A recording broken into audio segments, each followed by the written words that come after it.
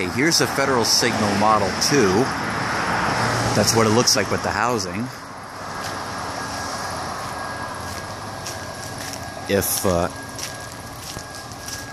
I know that this one right here, this one has been silent since 2006. And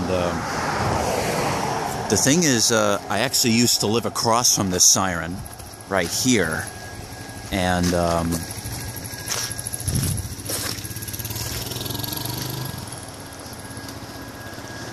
I used to live across there. And I remember from, just like it was yesterday, this thing going off almost every day at noon, at 12 o'clock. And all these years, all the residents around here complained about this going off. And so in 2006, this thing it's been silent ever since.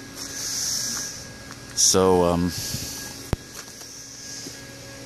I thought I'd show you the sirens that are silent in East Northport.